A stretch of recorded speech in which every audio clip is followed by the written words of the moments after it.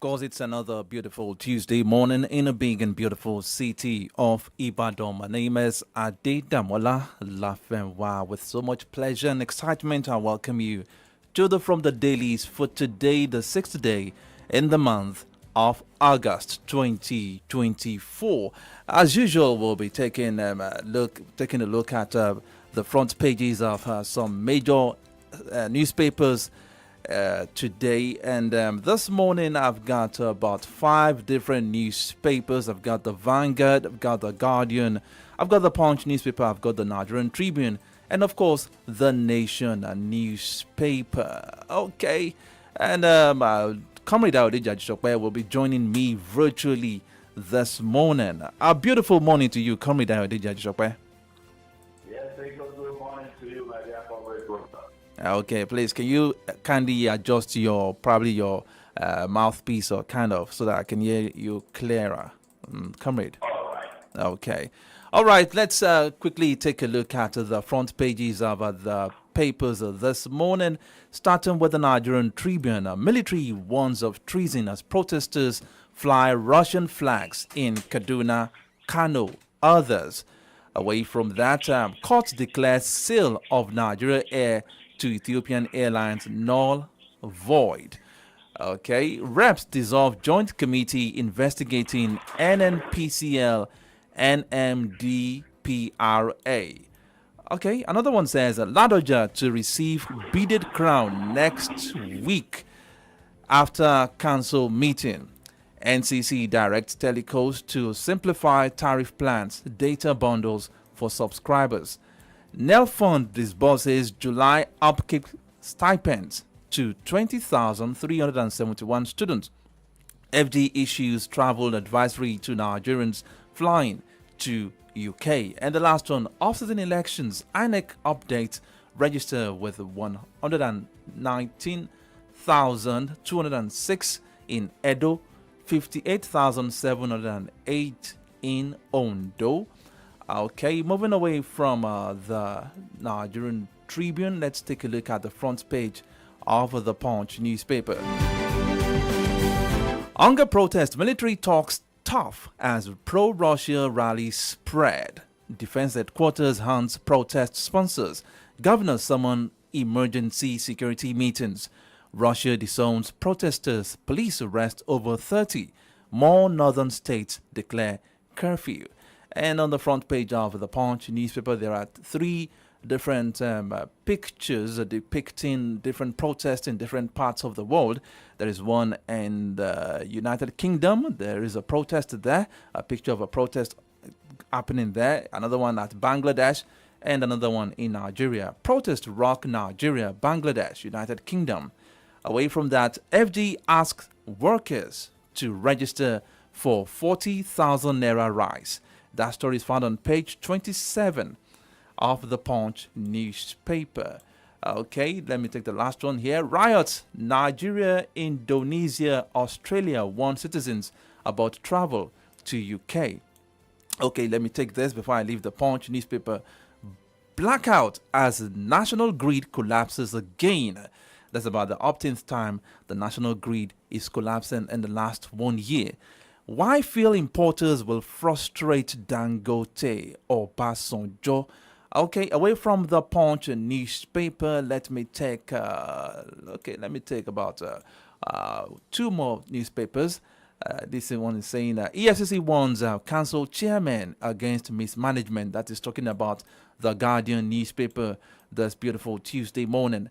Military vows crackdown over treasonous use of Russian flags at protest. Okay, how FG oil majors sacrificed, privatized Niger Delta, others for profit. And another one says reps dissolve panel probing allegations of dirty fuel, blame negative media coverage. All that will be found on the front page of the Guardian newspaper. And one more newspaper before we go into the analysis proper. Protest hoisting foreign flags in Nigeria treasonable. Tinubu. FG warns Nigerians on UK travels as Tamer vows swift sanctions against rioters. That story is found on page 8 of the Vanguard newspaper. Kaduna Zaria boil, over 700 billion naira lost in 5 days. Asban Kaksima, court void sale of Nigerian Air to Ethiopian Airlines. And on the front page of the Vanguard newspaper, I can see the pictures of different protesters taken in the northern part, one taken in Kaduna, another one taken in Kano, with protesters hoisting the Russian flag.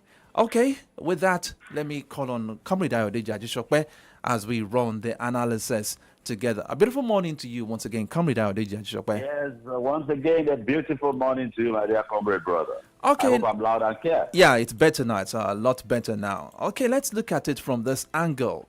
The hoisting of a Russian flag during protests, especially taking place in the north, do we say that this protest, which was actually meant to protest Nigerians' grievances against the hunger in the nation, has been hijacked by another set of people? Or do we say that they are just playing to the gallery by hoisting the Russian flag, because it is now becoming a great concern to the military?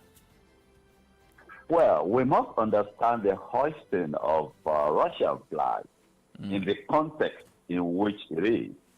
Don't forget that our neighbors to the northern part, Niger Republic especially, and some other Francophone West African countries, what has happened in those places?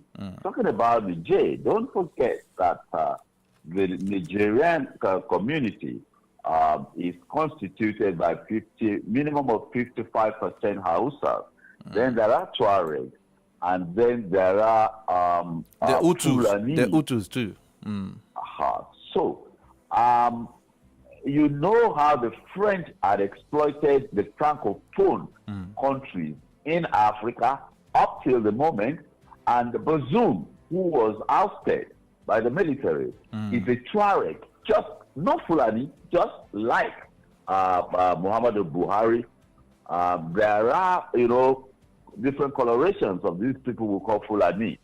Now, it is the Hausas that have took over, and they have taken out the French, bringing in the Wagner, the external arm, the external military arm of the Russian nation.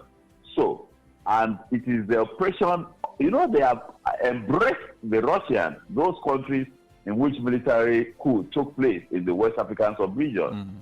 So, that is a core, the Hausa element. But of course, those who are carrying those flags around don't even know, apparently don't even know what that means. But it is just to give it an international dimension. It is the work of political elements using that, you understand? Using that to add another dimension. Because the Russian government has denied any affiliation with the protest, or the protesters rather. Naturally, they will deny. I do not say that they are involved. No, not at all. But you can be sure that those guys and boys carrying those flags know nothing about Russia. They may not even know the colors, what the colors represent, including those who are sewing them. But those who gave them to be sold and those who distributed them to carry and hoist them, they know what it means.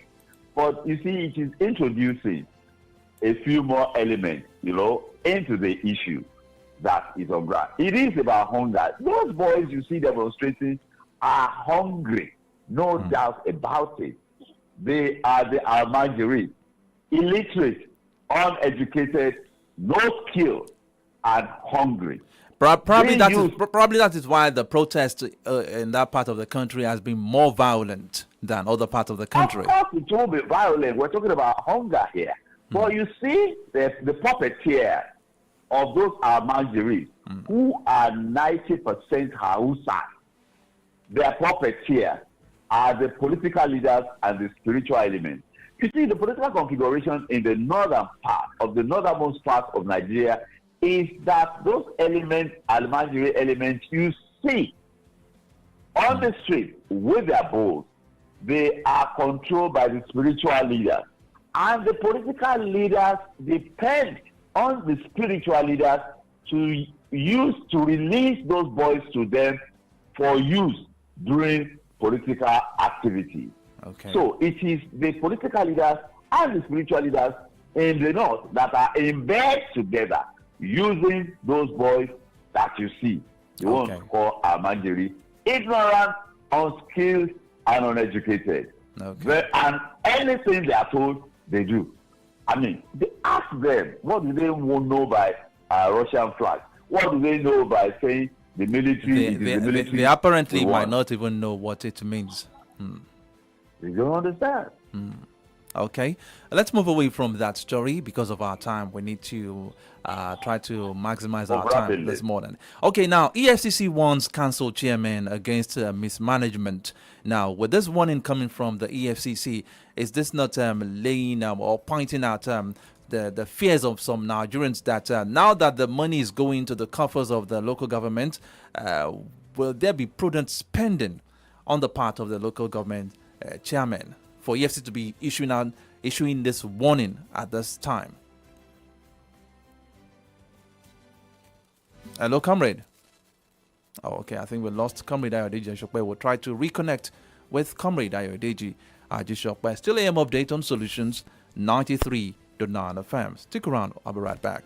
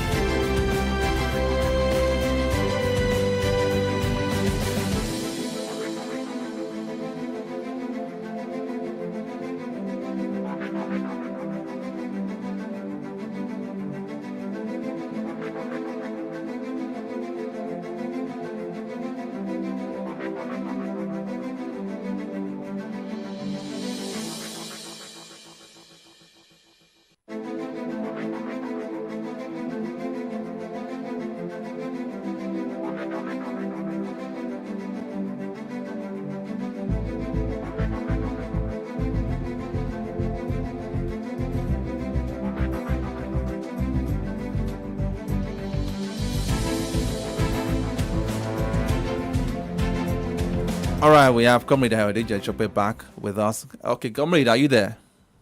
Yes, I'm with you. The EFCC issuing a warning to the local government chairman. Yes, I remember I hosted a former functionary of the local government a few weeks back, and he told me that by now, about this time, Iwa Eda, from where he comes, receives nothing at any point in time since Bola Ahmed Tinubu came into office, receives on paper nothing less than 400 million naira. Now, you see, EFCC doesn't need to warn them. Why is EFCC warning them? There are financial regulations guiding the expenditure of public funds. I will reference, and there is the office of the Auditor General of the Federation, even at the state level. You know, and in every local government, in every government institution, there are internal auditors. There is always an audit department. Now, the financial regulation says any money that will be paid out must have a voucher. You understand? Yeah. Explaining, you know, what the money is for. And of course, if you say, I paid for X, Y, Z, it should be, there must be evidence of what you paid for. You understand? Okay. And of course, audit will verify what you want to pay for before authorizing payment. You understand? So there are standard procedures. They call it financial regulations, already established, already been there for God knows how long. So EFCC does not need to. Probably it's just they have no immunity. Okay, I think maybe we should look at that warning like a kind of a reminder, because we are talking about council chairmen that have been getting money in trickles for many years now. Now they are seeing billions coming into the coffers of the government. Don't forget that council chairmen, they do not sign checks. All they do is approved. All they put on paper is approved. It is the bureaucrats that manage the resources. It is the bureaucrats that disburse those resources. And it is the bureaucrats that are in charge of the execution of projects. Okay. You understand? Yeah. You have the treasurer, you have the director, you have directory in each local government. So they are in charge, and that is what they also call head of local government administration. They have directories. The chairmen are just to approve. Okay. It is only when they are seen or caught to be complicit, you understand, when monies are disbursed. And you know that these days there is no hiding place for financial, misdeeds. You leave electronic footprints everywhere. Definitely. So if those disbursements are now traced to you, it now looks like money laundering. Okay. They have no immunity. Yeah, I was going to say that, so that they don't have, unlike the governors, they have no immunity, so they can be picked up at any point in time for questioning. Hello, comrade. Oh, I think we lost Comrade Ayodeji Ajishokpe again. I tried to reconnect with Comrade Ayodeji Ajishokpe. In case you're tuning in, you're on to Solutions FM 93.9. And this is from the dailies. We are trying to look at some of the stories in some of today's national dailies.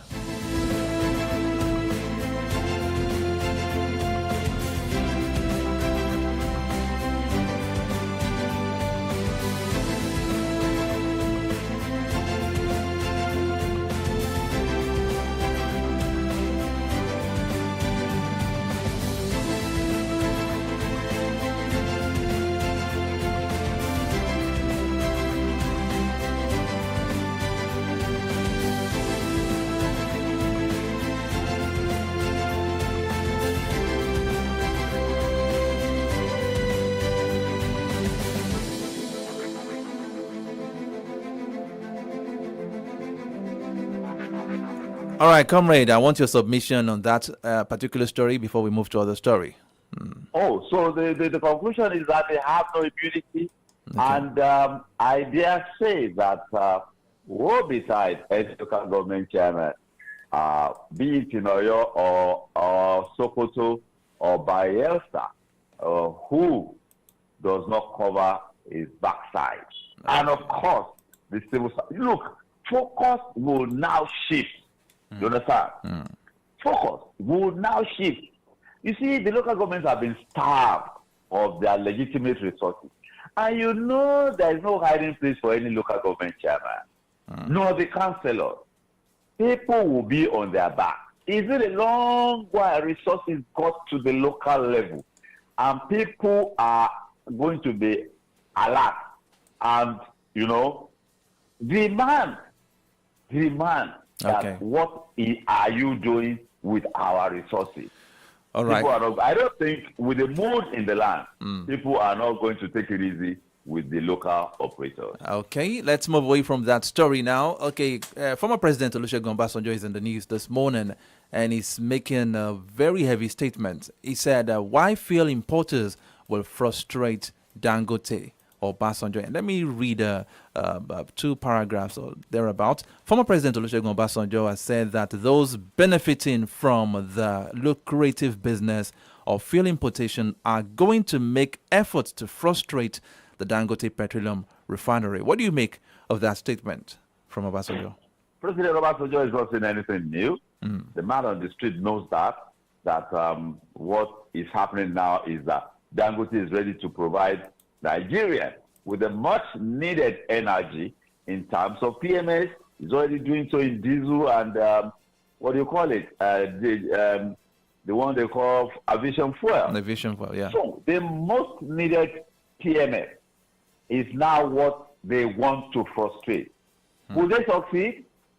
Well, they will succeed if the authority, and I mean from the presidency, actually the president, if the president allows it to happen. The buck stops on the president's table. If Dangote is frustrated, if Nigerians are prevented from getting PMS from Dangote, that means it is the president. Look, there is no hanky-panky about it.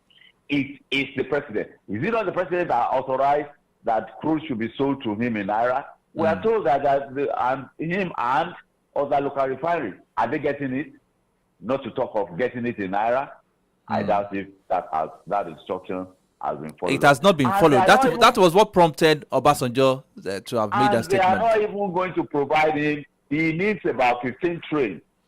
And we are told he will be provided, it is called train, he will be provided just about 5 trains. And that's maybe like a third or a quarter of what he needs. He will still have to source from elsewhere. The question is, where were the NNPC refineries, 2 in Port, 1 in Warrior, and 1 in Canada? Where were they getting their crude from? And how was it sold to them? You understand? Now, so, I asked you a question yesterday on the program that Nigeria has been known as one of the greatest oil producers in the world, talking about crude oil. But why is it so difficult for... Angola overtook us. Okay. Angola overtook us. Now, what has been making it so difficult for us to get it right in that sector? I saw a particular headline on the front page of Guardian this morning saying the U.S.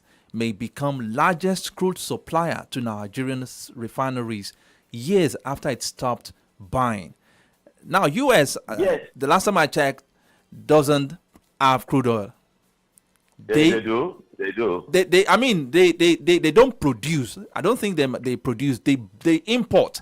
But for many years now, they've been able to secure so much large reservation of crude oil that will last many generations. Now there are suggestions that probably they might eventually become suppliers to Nigerian refineries again. You see, you are in the United States. If you have a plot of land and you strike crude oil there, it is yours.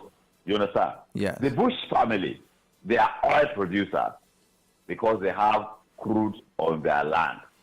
It does not belong to the state. It does not belong to the local government. It does not belong to the United States. It belongs to you, the person that finds anything on your land or your space you occupy. You pay taxes. That is all of it. Okay. Now,